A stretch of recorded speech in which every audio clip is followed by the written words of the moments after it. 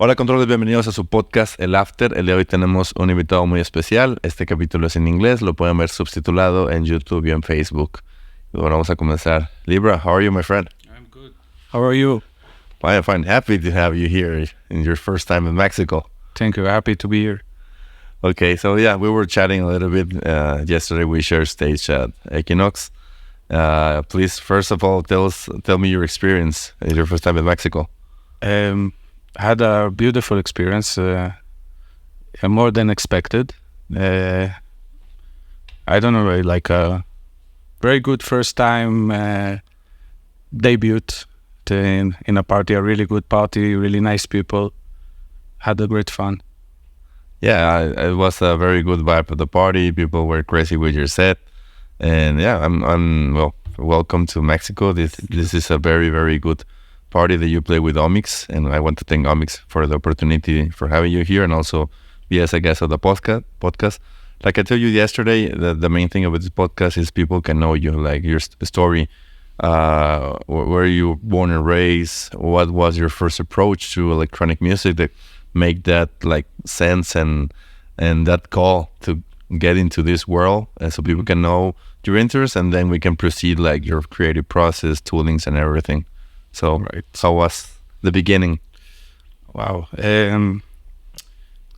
I was like exposed to electronic music in really young age, around, I don't know, 6 or something, from my big sisters.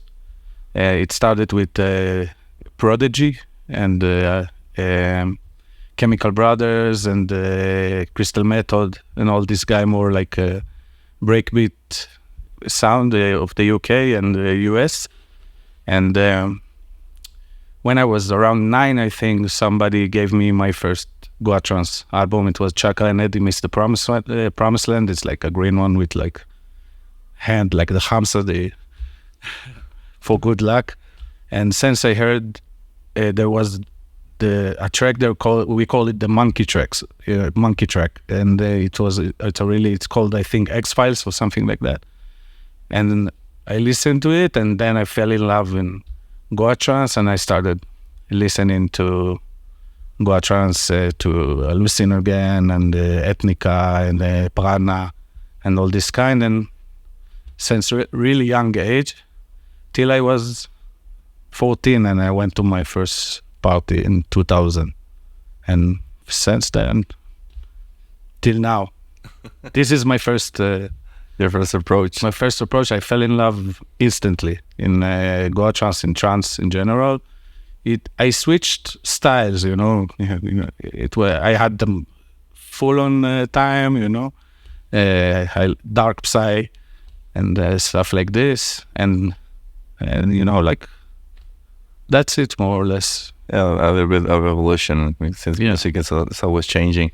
But when you arrived to that first party when you were like 14 years old, Mm-hmm. It was like a party in Israel? Yeah, like underground, nature, like 200 people.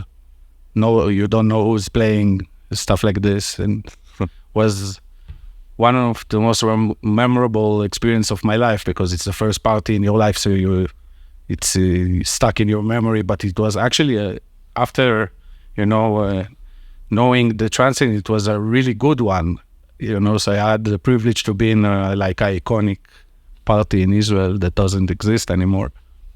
And it was really good. And also artists that played there that I didn't know who they are at that time, but they are like really, the top artists, were top artists back then.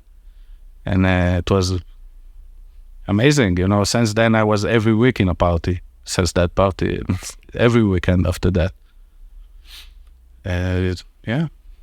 And what age after, you started like listening to the music, then you start to attend and knowing artists and downloading music and trading music. Mm-hmm. That is very often in this music industry. When you started like I want to make music or be a DJ? I started playing guitar around 16, and more or less at that time I got my first DAW, like I don't know, I don't remember what was it, if it was Cubase one, or if it was Fruity Loops or something like that. I don't remember which one was it. But I started simultaneously when I play guitar to start playing around in software, and started playing, with the software, but it wasn't really good. And I say back then you didn't have internet, like you had the internet, but you didn't have social media and all that, so you needed to send demos to labels, like in I don't know, by mail. If I remember it right. So I sent one CD, and I didn't get answer, and I said, no, I'm really suck at it, and I'm not going to do it professionally, and I left it on the side, and I was only doing it for a hobby, it's fun, but I decided I want to be near music, and I started organizing parties in 17 years old. Wow. Started organize parties in Israel. For many years, I have two organizations in Israel. The first one was like a dark side organization that didn't work so well, and in 2007 I opened my other organization, and that organization went really good, and it was I got back to my roots. I did old school Goa trance parties in Israel, and it started in 500, 300, 400 people, and then ended in thousands of people, big festivals and everything. And simultaneously, I was making music in my home. Every time I make a party, I go back, make some tunes and stuff like this. But I didn't expect I was going to be a DJ. I didn't. If you would ask me before, I would say no way, because I was shy, didn't want to go on stage and stuff like this, and it's not in my system, right? Because this was a hobby, and I was really invested in making parties. And after that, in 2014, I quit making parties. Not exactly quit. I did 2 or 3 more after that, but I decided that this time is over, and gigs started appear. I got requests to gigs because I understood that actually people listen to my music all that time. I didn't know that. I had a friend told me, just put your music on SoundCloud or something, and I said, what is it? He said, it's something people can hear. I said, why I need to do it? He said, yeah, I don't know, maybe people will like what you do. I said, okay, and I didn't go in my SoundCloud, and I realized that people listened to it, and heard some DJ friends told me they playing it, and I said, what's going on, and then a friend approached me and tell me, you playing? I tell him no. He said, you're going to play, and I said no. So he every time I told him no, and then he said he called me and he said, I have a party, you're in the lineup, deal with it, bye. And he hanged out the phone. And this is actually how I started DJing. Wow. Because he didn't answer my phone. I tried to say, no, I'm not coming, and he didn't answer my phone, and I had to come. And wow. Yeah, it sounded a bit bizarre, but this is more or less what happened. And since then, I started DJing every weekend. Not my music, not my own music, maybe 1 track or 2 tracks. And after a while, I started to take it more seriously. I understand that people like it, so I need to be more serious about it and learn more, music-wise, sound-wise, and make it more professional. Wow. Yeah, this is more or less. And what was the name of the promoter of the events? And this is Sigue from Moksha Project in Israel. Okay. Yeah. Yeah, he knows that story. But yeah. And why you put Libra? Libra, it's my sign. But the funny story behind it, I did a party with another organization in 2010. And they had bad experience doing parties with other organizations because they are, I don't know, the other organization took all the credit and stuff like that. And I told them, okay, no worries, we are not like this. We will do it everything like equal. And with that, when we booked the lineup, we saw that we have all all the artists and then the residents. And we had one resident and they had two.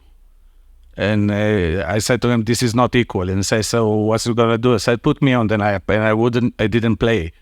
He said, okay, let's put you on the lineup just for the record, And what to write? He asked me, I said, Libra, like that. I thought about my sign. It's a good name. Let's do it. Wow. Yeah, it's all my stories are a bit bizarre with how it started and how it's got progressed. And yeah. I think it's not bizarre. I think that you're the kind of person that goes with the flow. Because many times many people complicate themselves and they never start something. And you are like, yeah, I like the music. Let's start. Okay, let's make parties. Okay, yes. And that's good because you keep flowing and flowing and flowing and good things have come around that. Yeah, I believe like it's better to try and then say, okay, I tried, it's not working. And do another thing, but let's say, okay, let's go with it and try. Yeah, you will say try to go with the flow. I think that's better. You don't ever overthink the stuff, so it's good. And what was your first international party when you say like, wow, now my music is overseas? Or my first international gig was Brazil, I think. Yeah. Brazil in 2018, I think. I need to check this.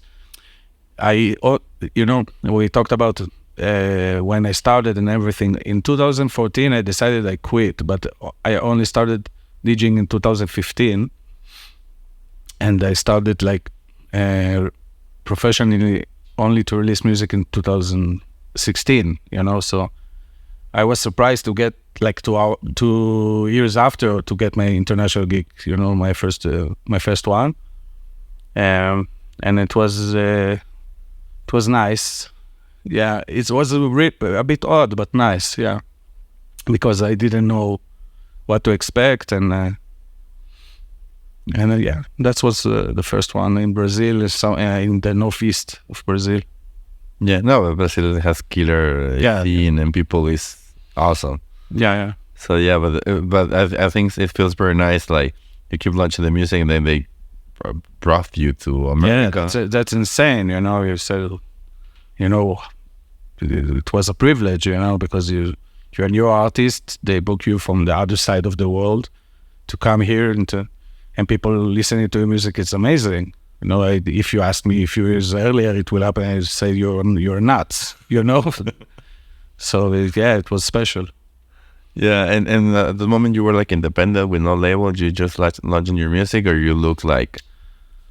I was independent since I started till I had a label for I don't know, a few years, but it was not serious. But just last year I got into a label like officially. But all the time I was like releasing music. Whatever, various labels. Yeah. Because for what I receive from you is like, okay, you keep like launching the music and see how it works, and you were serious from that, but you put like all your time in music production. Like, okay, and this after I close the parties, I will only make music from 2016. It took me a while, because I had like everyone, I had a job and everything, so you don't have the time to. Yeah, but I said to myself like I need to try, and if I try, I can do 50%. I need to do 100%. I need to learn. So I got help. I got help from my friend, the Huja boy. He told me, your music is really good, but your sound is shit. So come and let's teach you some tricks. And, I came and saw what's going on. And I met friends, by the way, when you're playing, DJing, you meet other artists and stuff. and I learn more, and I go online, and I was invested in it, 100%. Till now, I'm 100% in it. I say to myself all the time, if I do something, I need to do it with full heart and full intentions. If I feel my heart is not in the right place, it's better I will go to another place, and do it. Yeah, this is how I was the mentality of making parties. This is why I quit making parties, because my heart wasn't there. Because it was exhausting and stressful, and politics and all this, and I didn't really enjoy it anymore, like I did in the past. So when I moved to start a DJ career, so I said to myself the exact same mentality, exact same mantra to do it for to live it in the fullest, Yeah, as far as I can. Yeah, no, I fully understand. And explain me a little bit. It's very complex to make parties in Israel. Yeah, very. Yeah, it's in the beginning it was underground, so you had it was actually, I have to say, I love the underground much more than I like the ones with permits. I think this is the roots for everything. But when we did in the beginning, we did parties, underground parties, so it was okay. So the stress was okay, that we hope that the police will not arrest us and stop the party. But when you started working with the police and all the other authorities, it makes you, they dry you.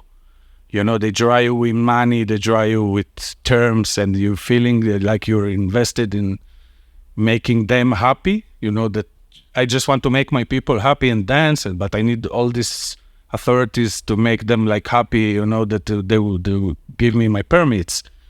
And all this work, it's 80% of the production making the government happy. And it's need to be the other way around. 80% need to be music and arts and making your crowd happy as possible, and you need to make them happy, that you have a little percentage to make your crowd happy. And this is what drive me and took all my energy, and also, of course, a lot. I had losses of money and everything, and it's tough to make parties in Israel till this day. Even these days, I think it's even more complicated than in my time.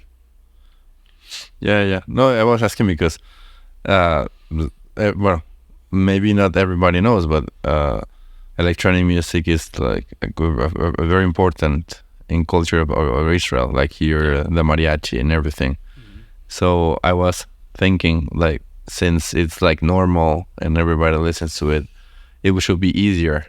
It's how we say it. It's it's part of our culture in so many ways, in so deep ways, but it's it's something that not approved, everyone knows it's part of the culture. It's in weddings, it's everywhere, it's in the radio, but when it comes to parties, the parties themselves, there is still this 90s mentality that a conservative approach to, it's the thing that we don't want to embrace. The governments didn't come to this to say, okay, this is a culture we need to preserve. They're still one eye, they are doing drugs and stuff like this. So it's a bit, there is a paradox there, so it's a big part of Israel, but it's not 100% approved by the majority of the people. I don't know how to explain it. Yeah, no, and I like, and thank you for explaining, mm-hmm. because here in Mexico, well, I'm from the north, and also it's the norteño and everything, the cumbia, and for example, it's normal that people close a block and they put a band and they play and everybody dances, and it's normal. But at least for Mexico, the party yesterday is outskirts of the city, and that's the spirit of the psytrance and everything. And here it's the same. You need to permissions, and you need to have the law happy and on the government and all the permissions. but for Mexico it's not normal. And my way of thinking was, okay, Israel is so normal because, like I told you, I've been there. I saw the DJs playing weddings. That in the Independence Day they close Tel Aviv and their DJs play on the street. Like here in Mexico they will do it. They will close the Zócalo and they will play like a popular band and people was going to be crazy. But that was my Thank you for clarifying. Yeah,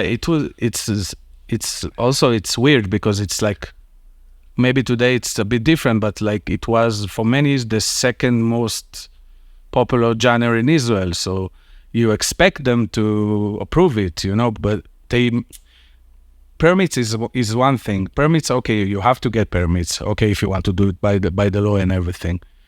But it's not only the permits, it's how they treat you, the government. Because if you go and say, I'm making a house part, like a deep house, or I don't know, bands or stuff like that, they're so nice to you, the police. But if you say you're making a Psytrance festival, they are like this, and this is really, this is really discriminating, So, and this is there was many times that an organization got canceled and go to court, to the Supreme Court and stuff like this, and say it's discrimination. But it's, I don't know, it's I truly hope that someday they will wake up, like they waking up on cannabis now in Israel, so they say, oh, really? It's not that.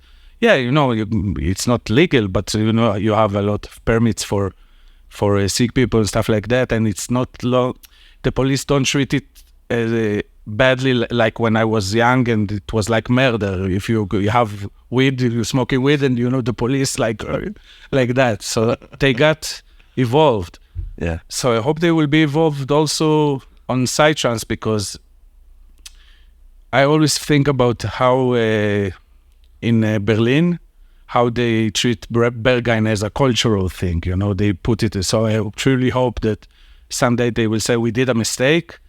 We need to treat this Psytrance scene better, because it brings a lot of good to Israel.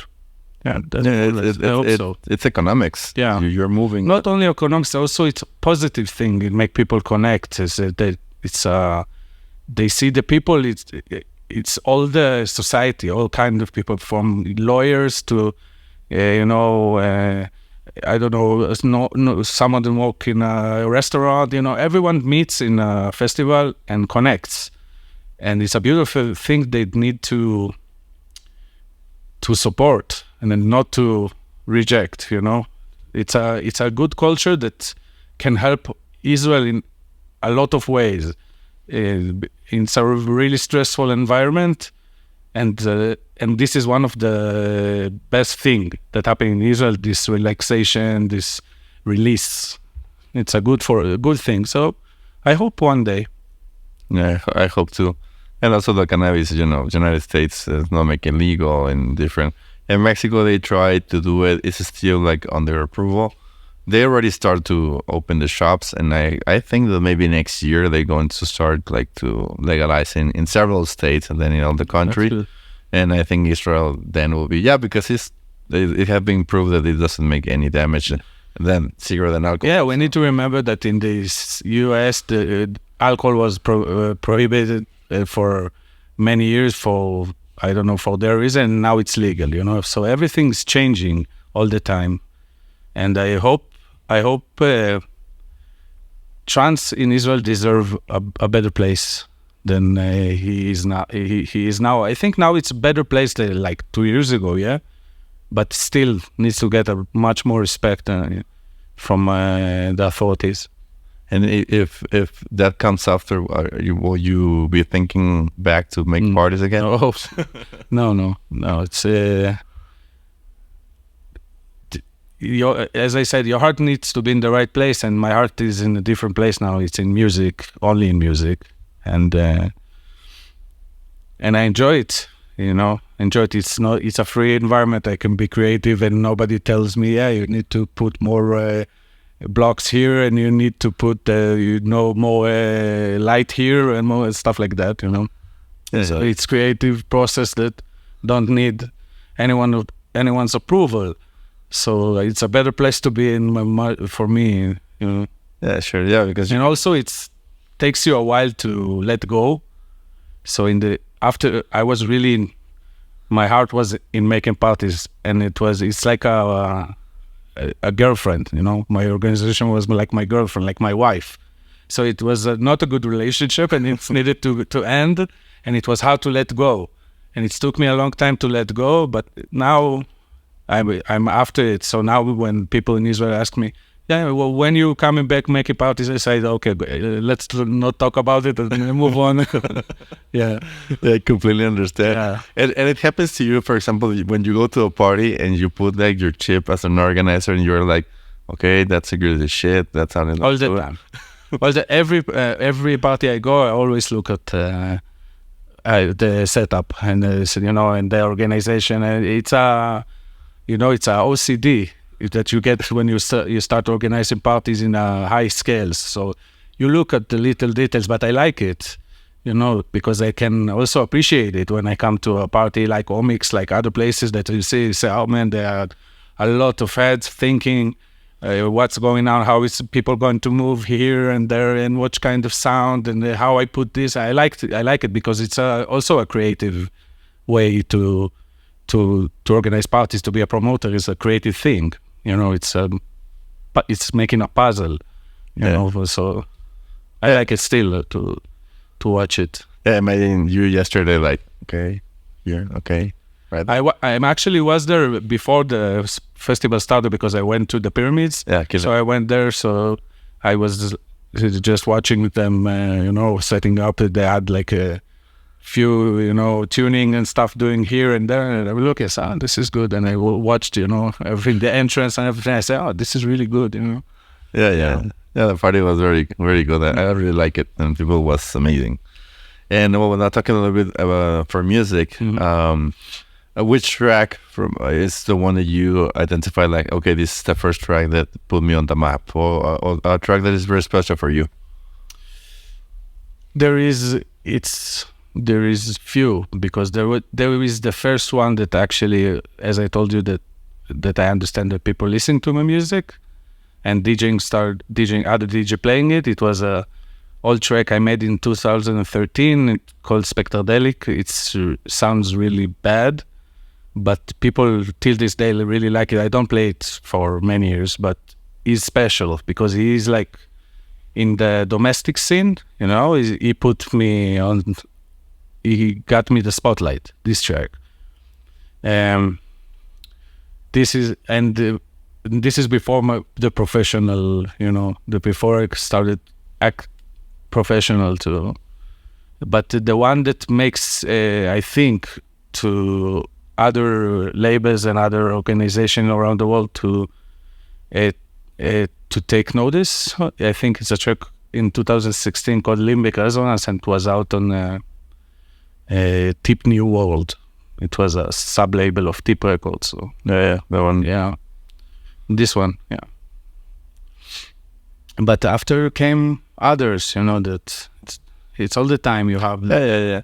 These two are they are the catalyst, you know. Yeah. We are creative persons, and we can create music like every day, every week. We don't launch, maybe not so often, but we are always working. But it's like a book, like a movie, like it's a piece of art. So some tracks will punch more in the scene than the other ones, but for sure we can identify during their career, like, okay, this track is special because thanks to this track, people start to listen to me, and then to this track, I start like traveling to, because there's people that live with one track, they launch a killer track and have a career. But you know, this is my subjective approach to that tracks, but probably if you ask people from the side, they will not say about these tracks, they will say about other tracks that are more popular, you know. But they are, for me, they are after. They came after, and they helped more to expose. But these two I mentioned, they are like the most special for you. Yeah. And how is your creative process? Like what DAWs you use? How you start a track? You start writing, or you start with an intro, or in the middle? Okay. First of all, I don't have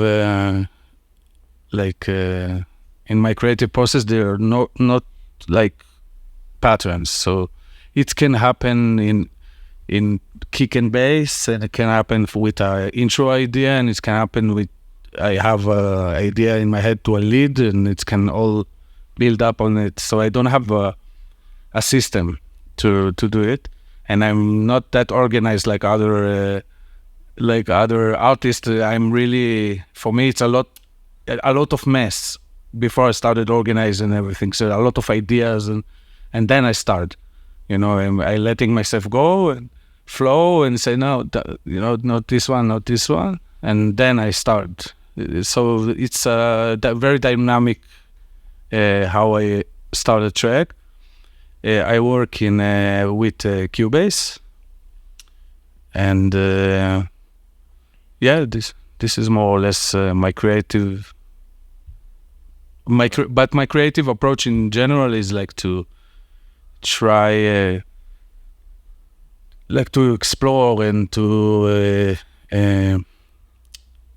like to challenge myself in stuff, to not be comfortable, not to do the exact same thing, and trying to be creative as much as possible. Yeah, more or less. Yeah, it makes a lot of sense. When I've been talking to you, you are more like you let go. Yeah. You start working. Yeah. And sometimes it's not good to have like a little box, like I need to start, okay, F, and I go into the kick and bass with the F notes and okay, and do the melody and do the intro. I don't think there is a good or bad. I don't know. I believe this is how I do things. I don't recommend it, and I don't disrecommend it, or I don't know. I think everyone needs to find his own creative process and how he feel comfortable with himself to do things in a special way. For me, it's going like that, but I have to say, sometimes it's a conflict with yourself, because you want to make more music and you don't, because this is how you do music. So because of that, I'm not releasing a lot of music. And if you're more organized in some ways, like now I'm working on my debut album. It will be released hopefully this year. Yeah, I'm working on it for 6 years. And if I was more organized, probably the album was already out. Yeah, but in the same time, the process, the flow I had with it made him change to what it is now. So there is no rules in this kind of creative process. So for me, it works like that. If for other people, they need more to be organized, makes sense for me also. Yeah, as I said, people need to do what they feel comfortable with, Yeah, sure. I agree. It's not a good or a bad way. Everybody has different way to do everything. Yeah. So there's in a specific order. But yeah, it's good like people know you, because people identifies. Maybe their producers are very organized, and it's okay. But Sure. and maybe people think that I'm a little bit messy with my creative process, and they can hear you. And they say, okay, I identify with him. That's basically because people follow you and sees you and listen to your music. It's important to know, because not everybody is the same. For sure. So it's good. And what tip that they gave you, or you can give to a producer, that changed your life? Like I because always in the production, we always have like some detail that changed our lives when we learn to do something different. What was under your creative process that happened? That made me, like changed, like, wow, I didn't thought that this was this, and make my job a little bit more simpler. first of all, this is I was working with Cubase 5 for many years, So for me, it was the transition to Cubase 9, I think it was, that I can actually do a search. I couldn't do a search before, so I could do a search for something that I like and drag and drop. This was like, in a technical way, yeah. But something that changed my life, it changed my way of working.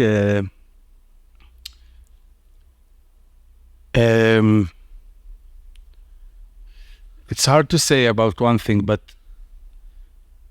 when I decided that I don't going to use I don't know how to say it. I'm not going to base my music on formulas and stuff like that I did before or other people did before.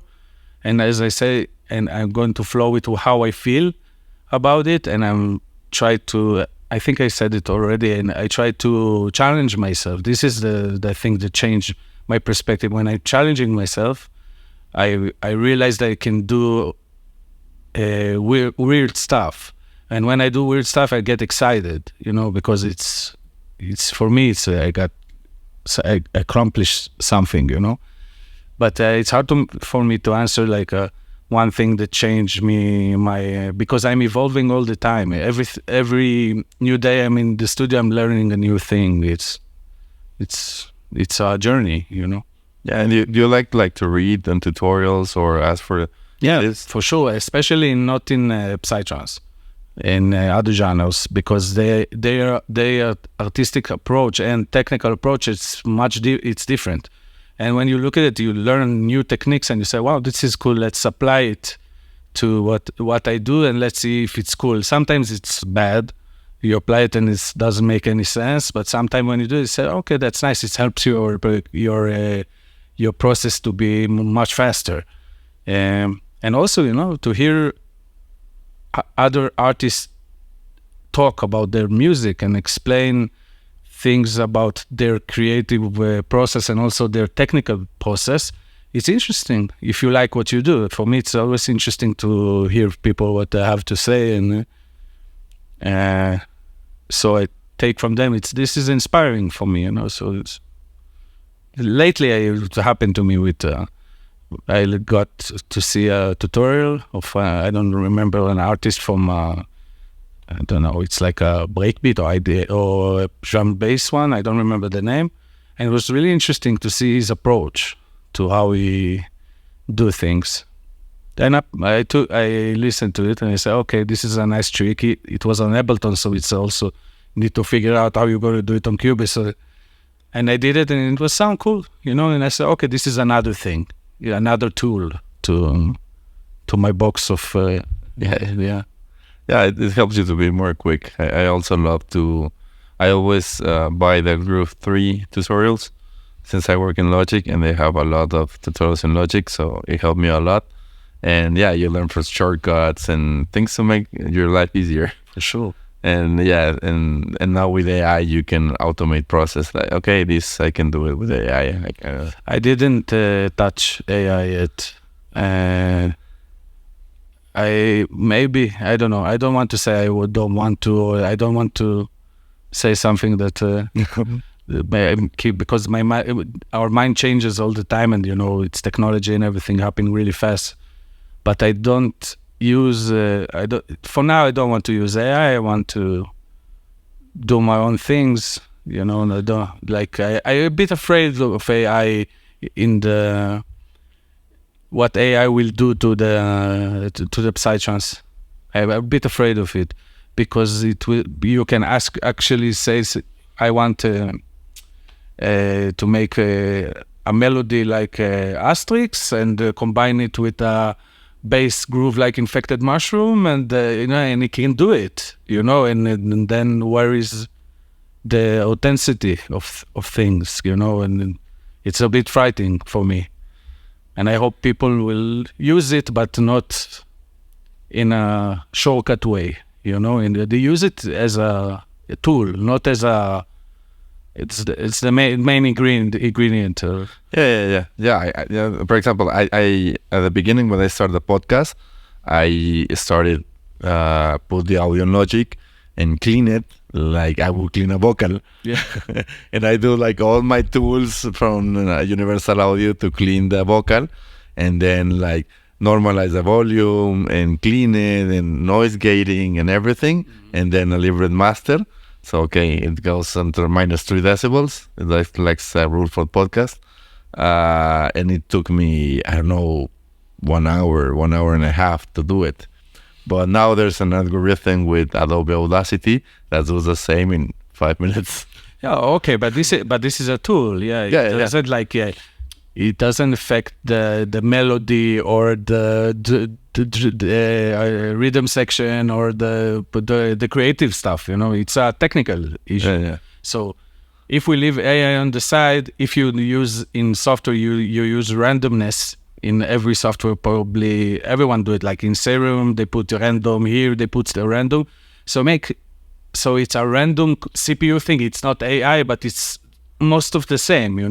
So to use AI as a tool to make your life easier if you want to record you want to clean a vocal in a way, okay, that's cool, but not in the creation. I think this is how I see it.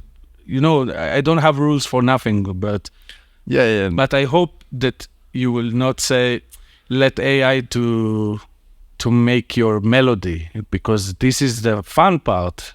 Or make your synthesis.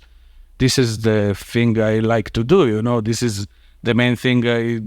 All the mixing and all that, this is annoying. This is technical stuff. I like to make music. So if you like to make music, you don't need to let the AI to choose your melody or to choose your rhythm or to choose your... Yeah, this is the note I have for it, not in a technical way. Oh yeah, no, and I fully understand. I use AI for a lot of stuff, for AdWords, for promotion, for creating images for my stories, because I need to put no invitation to podcasts or the community to something. Yeah, and I'm impressed when I have not used it for the electronic music, but maybe sometimes I do create a rock track.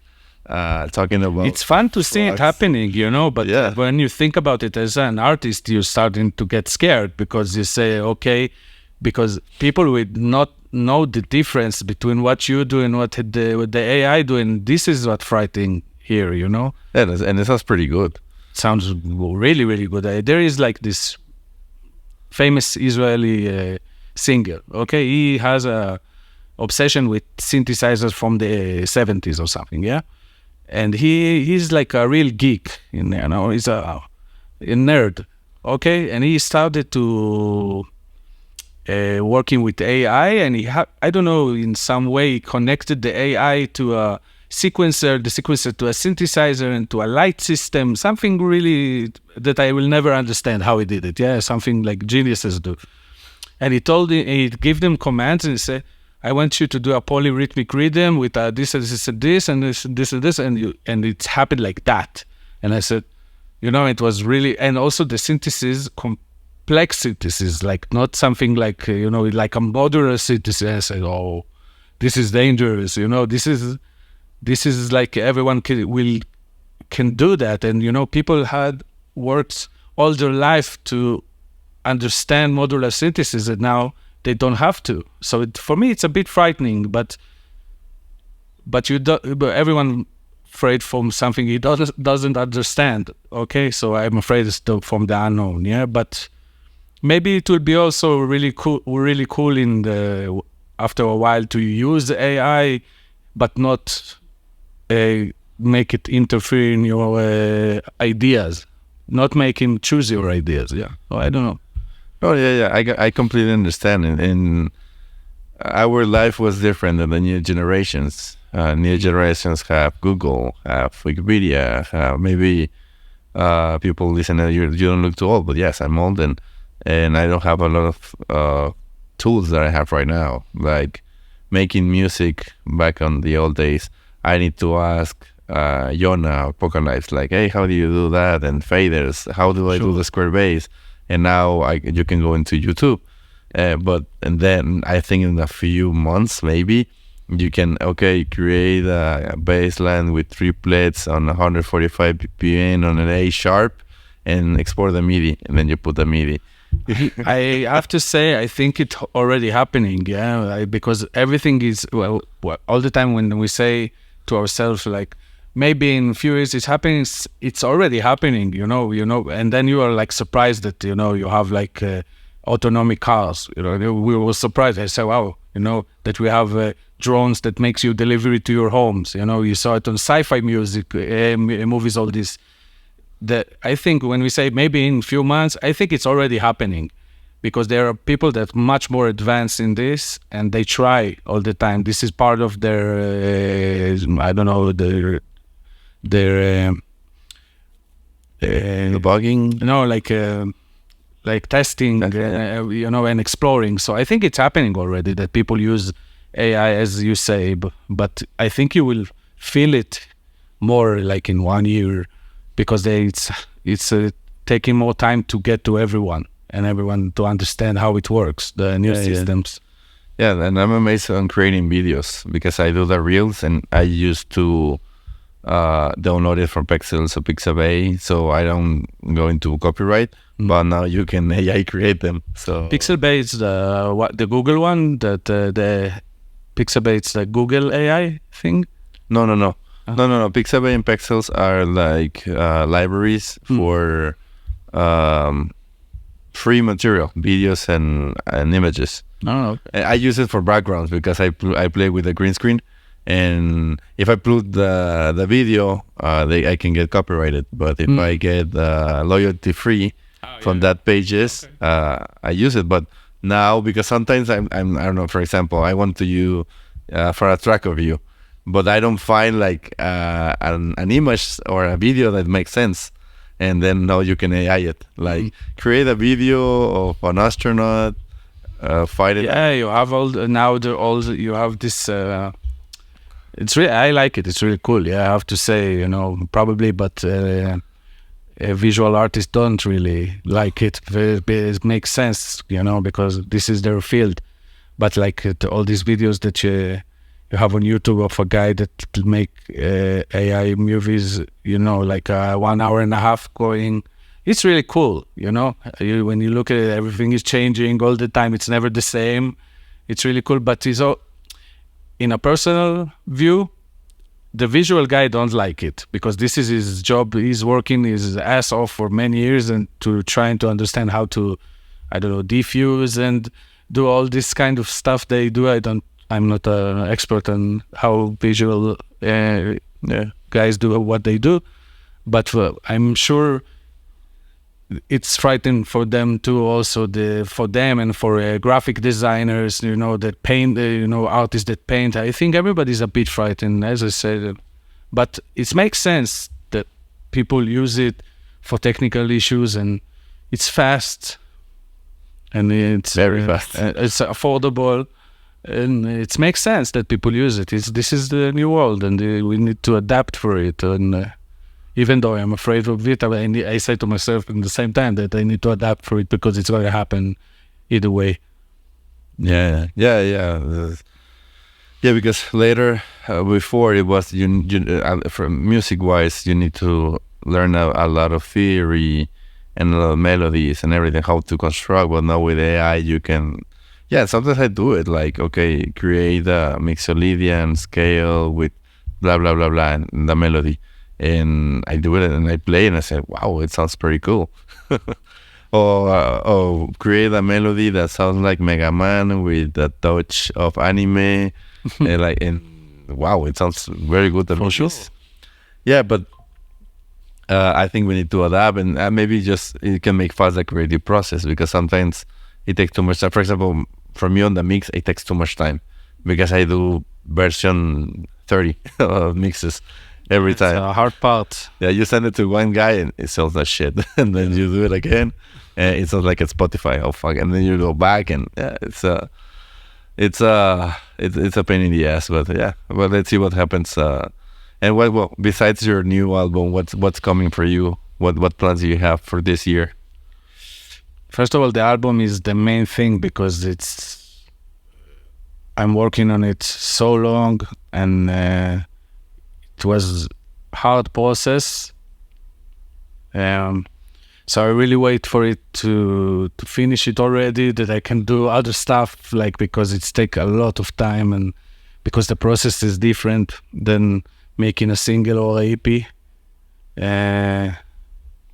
So I have this one, the album, so I hope it will be released this year. I have a remix to Captain Hook that will be out soon. I don't know when, I don't remember, Few more remixes, few more collaborations with other artists. As I said, when I finished the album, I have more time to make a lot of stuff. Like I really want to. Many people I met, artists that I met during tours and also in my country, that we always talk about making tracks together. People I really like as a human beings and as artists. So I really want to, but I don't have the time because I'm working on my album. So this is what the future holds. And there is another thing that there is a second project that will happen after I finish the album. The second project, but this is not trance. It's more freestyle. Okay. Project. Yeah. And for your album, are you looking forward like to do something special, like a release party or printed on LPs or something like? Yeah, it's gonna be printed on vinyls. A killer. And probably there will be a launch party, I think, or launch in few places. But there is something I really want to do it. I keep it a secret because this is something I really want to do with the album, because today we need to do things differently. The music is the music, but you need to add extra stuff. Sure. So I had cool ideas to do something to make the music also visually more like after I finished the album, to do a set. But we have me and my social media guy had this really nice script to do something really cool. So I hope we can do it, because it's really, in the beginning it sounds really cool idea, but when you started to how you're going to do it, and you start to say, oh man, it's tough. It's a lot of days, and it's a lot of manpower, and but I hope I will do it. It's like a video, but like something really special that I'm moving around, but real stuff. Like, sure, yeah, cool, really cool, yeah. I'm looking forward to listening to your new album. And if you launch like vinyl, I will purchase you one and just put your signature, and I will put it in my studio. Yeah, that's something very great that they're printing the albums in vinyls.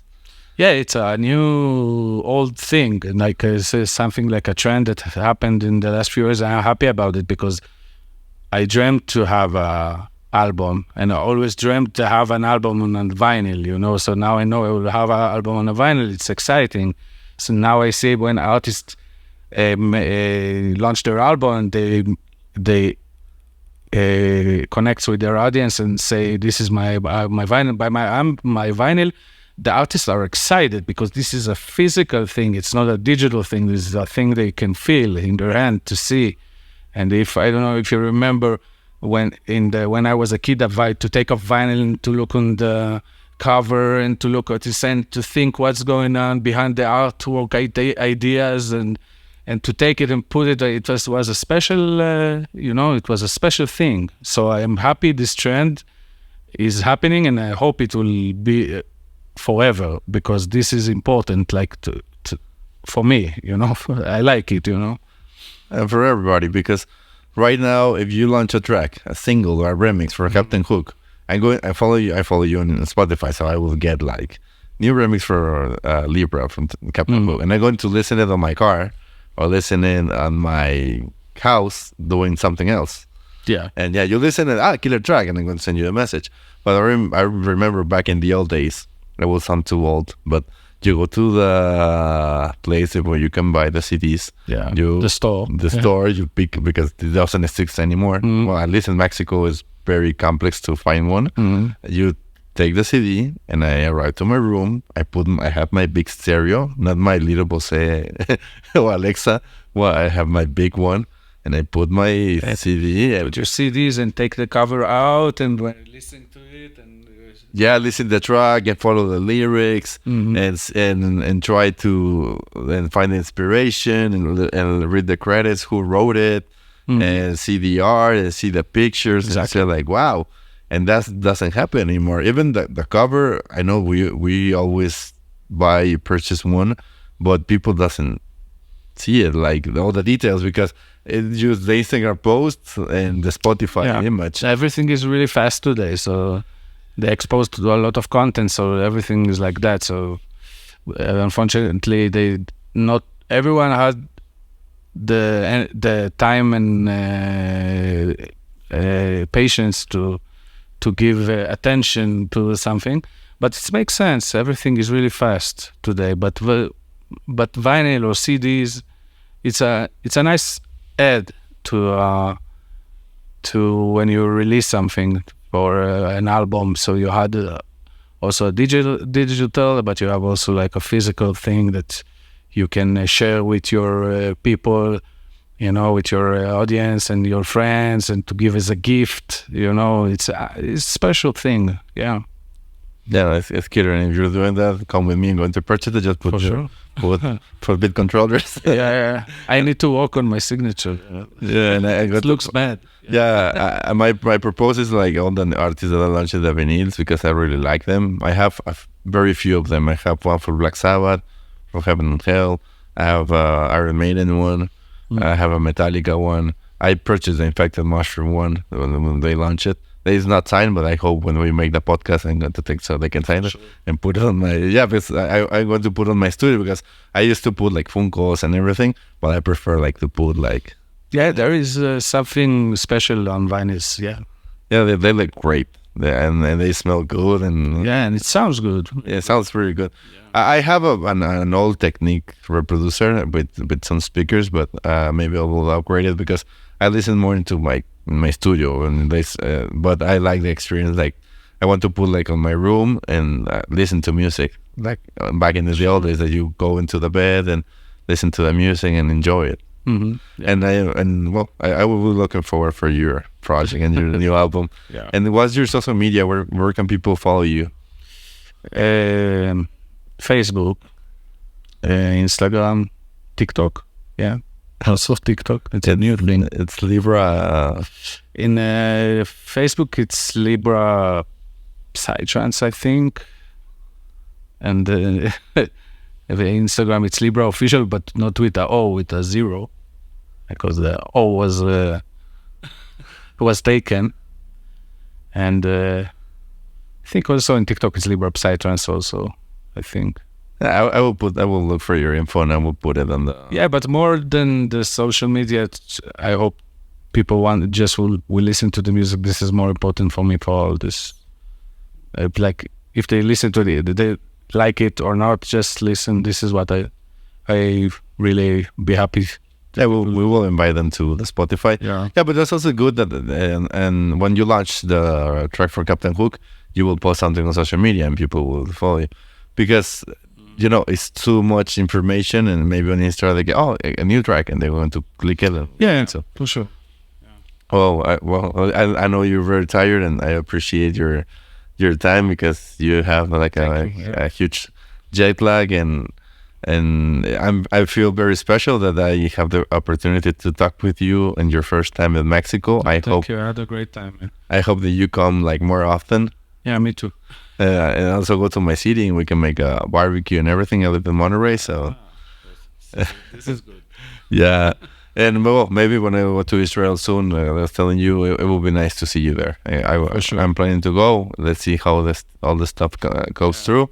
And I'm looking forward to go and have a good chat, make a barbecue, a shawarma, I don't know, but it will be great. Mm-hmm. And okay, let me close the episode in Spanish. A todos los que escucharon o vieron este capítulo, sigan a Libra en todas sus redes sociales. Aquí se las dejo como siempre, tanto en Facebook como Instagram, en YouTube. Si lo están viendo, les pongo todas las ligas. Hace música muy chingona, y él la rompió en el Equinox. Va a seguir viniendo a México. Y bueno, para el podcast síganle dando like y compartan para que eso siga creciendo. Les mando un fuerte abrazo, los quiero mucho y nos vemos en el próximo capítulo. Hasta luego.